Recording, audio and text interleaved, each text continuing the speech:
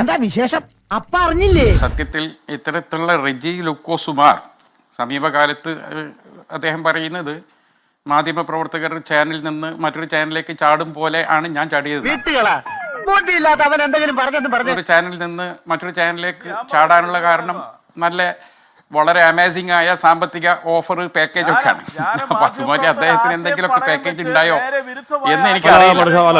അവിടെ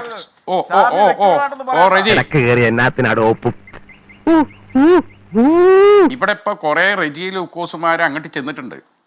അവരെ ഒക്കെ ഹൃദയമുണ്ടെങ്കിൽ വേദനിപ്പിക്കുന്ന പരാമർശമാണ് മുരളീധരൻ നടത്തിയത്.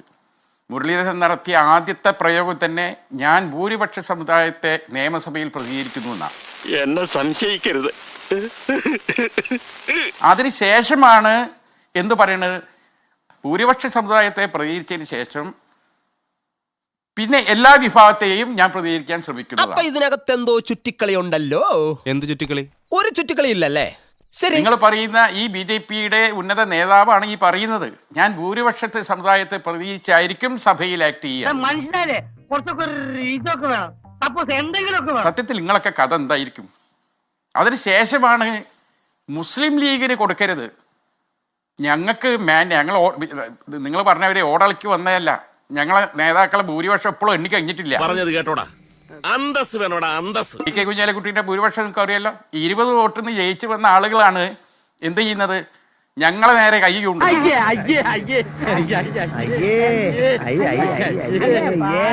ഭരണകൂടത്തിൽ എല്ലാ വകുപ്പുകളും കൈകാര്യം ചെയ്യാൻ ജാതി മത വ്യത്യാസമില്ലാതെ ഇന്ത്യയിലെ ഓരോ പൗരനും ഭരണഘടന തന്ന അവകാശമാണ്.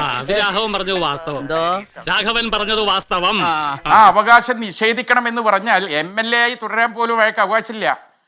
നിയമപരമായി അയാൾക്കെതിരെ എന്ത് ചെയ്യാൻ പറ്റും എന്നുള്ളത് ഞങ്ങൾ പഠിച്ചു വരികയാണ്. കഴുത്ത് വരെ പെരുമ്പാമ്പ് വിഴുങ്ങി അവന്റെ തലയിൽ പറഞ്ഞ പോലെ ഒരു പ്രത്യേക പാർട്ടിപ്പെട്ടവർ, ഒരു പ്രത്യേക കമ്മ്യൂണിറ്റിപ്പെട്ടവർ ഈ നാട്ടിലെ ഒരു വകുപ്പ് കൈകാര്യം ചെയ്യാൻ പാടില്ല എന്ന് പച്ചക്ക് പറയുന്നത് സത്യത്തിൽ സത്യപ്രതിജ്ഞാ ലംഘനമാണ്.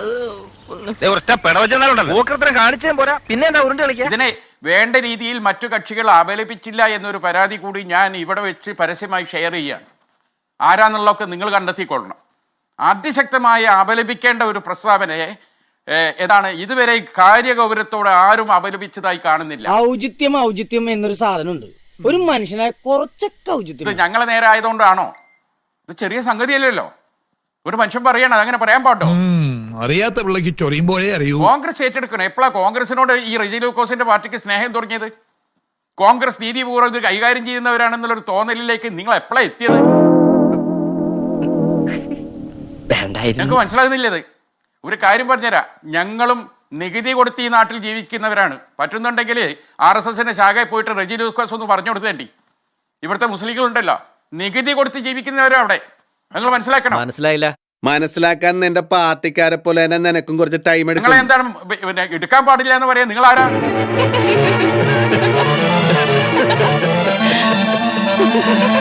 എല്ലാ രാഷ്ട്രീയ പാർട്ടികളും, എല്ലാ മാധ്യമ പ്രവർത്തകരും, മതനിരപേക്ഷതയിൽ വിശ്വസിക്കുന്ന എല്ലാ പൗരന്മാരും ഒന്നടങ്കം അപലപിക്കേണ്ട ഒരു കാര്യമാണ്. ഇപ്പൊ ബംഗാളിന്റെ കാര്യം പറഞ്ഞല്ലോ. ബംഗാൾ വെച്ച് ഒരു ചർച്ച നടത്തേണ്ട അശ്മി, എന്താ അവിടെ സംഭവിച്ചത്? ഞാൻ ഇന്ന് അതിൻ്റെ ഒക്കെ സ്റ്റാറ്റിസ്റ്റിക്സ് പഠിച്ചിട്ട് ആകെ മൂക്കത്ത് വിരൽ വെച്ചു പോയി.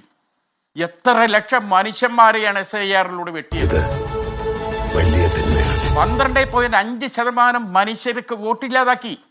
അങ്ങനെയാണ് 4.5% വ്യത്യാസത്തിൽ BJP അവിടെ പിടിക്കുന്നത്. ഈ രാജ്യം എവിടേക്കാണ് പോകുന്നത്?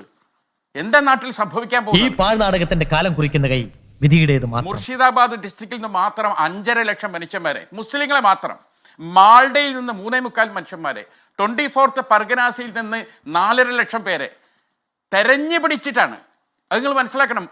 എന്നിട്ടാണ് വിജയം കൊയ്യുന്നത്. പറ്റിപ്പോ മായമോ ഇല്ലാത്ത നല്ല കീർത്തിയ കക്ഷികളാ. ലീഗിന്റെ വിദ്യാഭ്യാസ വകുപ്പ് നൽകരുതെന്ന് തിട്ടൂരം പറയുന്നത് V മുരളീധരനാണ്.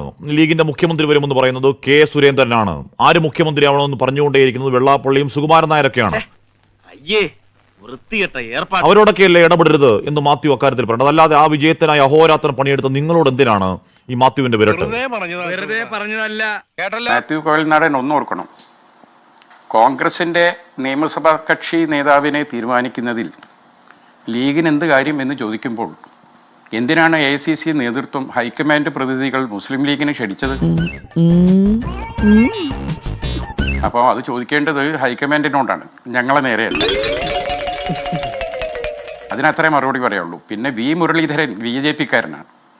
BJP-കാരൻ ചോദിക്കുകയാണ്, വിദ്യാഭ്യാസ വകുപ്പ് മുസ്ലിം ലീഗ് എടുക്കാൻ പാടില്ല, കോൺഗ്രസ് എടുക്കണം. എന്താ അതിൻ്റെ പച്ച മലയാളം? ഒരു മുസ്ലിം വരാൻ പാടില്ല എന്നത് തന്നെയാണ്. ഇനി ഇങ്ങനെയൊക്കെ പാടില്ല. മാത്രമേ ഇവർക്ക് ഇത് അഭിപ്രായം പറയാൻ അവർക്ക് എന്ത് അവകാശമാണുള്ളത്? പച്ചക്ക് വർഗീയതല്ലേ പറഞ്ഞ് കേരളം ഒട്ടാകെ അപലപിക്കേണ്ട ഒരു വാക്കല്ലേ? തുടർന്ന് അദ്ദേഹം പറഞ്ഞത് എന്താ? ഞാൻ ഭൂരിപക്ഷ സമുദായത്തിനെ പ്രതികരിച്ചാണ് നിയമസഭയിൽ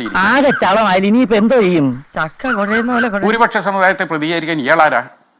ഇയാൾ സംഘികളെ പ്രതികരിച്ചാണ് ഇരിക്കുന്നത്, അല്ലാതെ ഭൂരിപക്ഷ സമുദായത്തിനെ അല്ല.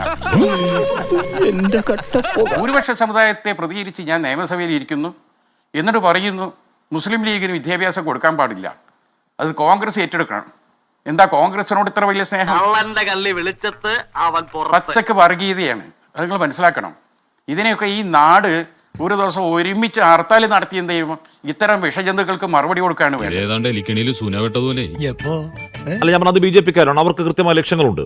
എന്താണ് അവിടുത്തെ അവരുടെ 5 വർഷത്തെ ലക്ഷ്യം എന്നതിന്റെ കൃത്യം സൂചന ഈ പ്രസ്താവനകളുണ്ട്. പോട്ടെ, മാത്യു BJP അല്ലല്ലോ, മാത്യു നിങ്ങളുടെ കൂട്ടത്തിലുള്ള ആളാണല്ലേ. മാത്യുവിന്റെ ജയത്തിന് വേണ്ടിയും ഈ പറഞ്ഞ മൂവാറ്റുപുഴ ലീഗുകാർ പ്രവർത്തിച്ചതല്ലേ. ഇവൻ നമ്മളെ കുഴപ്പിക്കാനുള്ള പരിപാടി, ഇവനിതിൽ എന്തോ കൈയുണ്ട്.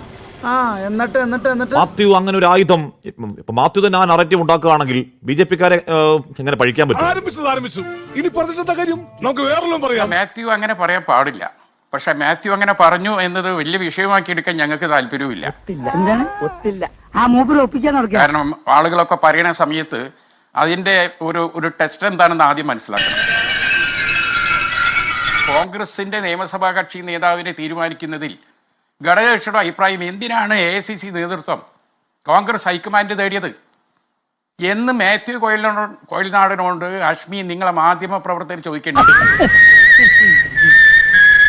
നിങ്ങൾ ആരാണ് എന്താണ് പറയുന്നത് അത് അപ്പടി നേരെ ജനങ്ങൾക്ക് കാണാൻ വിട്ടുകൊടുക്കുക എന്നല്ലാതെ ഒരു ചോദ്യം ചോദിക്കാനുള്ള ഒരു ത്രാണി ആ കൂട്ടത്തിലെ മാധ്യമ പ്രവർത്തകർക്ക് ഉണ്ടായി. എന്റെ തൊഴിലിനോടുള്ള ആത്മാർത്ഥയാണ് ഒരു ചോദ്യം ചെയ്തിരിക്കുന്നത്. ഗ്യാസ് എന്ന ഒരു സിലിണ്ടർ പോലെയാണ് ഇപ്പൊ എന്റെ മനസ്സ്. ഒറ്റ ചോദ്യം കോയിൽനാടനോട് ചോദിച്ചാൽ പോരെ? അങ്ങനെയാണ് എന്തിനാ ഘടകകക്ഷികളെ പിന്നെ ഇന്ന് ക്ഷണിച്ചത്? അവരുടെ അഭിപ്രായം പിന്നെ എന്തിനാ തേടിയത്? ആ ഒറ്റ ചോദ്യത്തിന് മാത്യു കോയിൽനാടന് എന്താണ് കൃത്യമായി മറുപടി ആവും. വലിയ തെറ്റായി പോയെന്ന് എനിക്ക് ഇപ്പൊ തോന്നുന്നു. ഇപ്പൊ തോന്നിയിട്ട് എന്ത് ഫലം? അപ്പോ നാളെ നേരത്തെ തന്നെ ഇങ്ങോട്ട് എത്തണം കേട്ടോ. ശരി.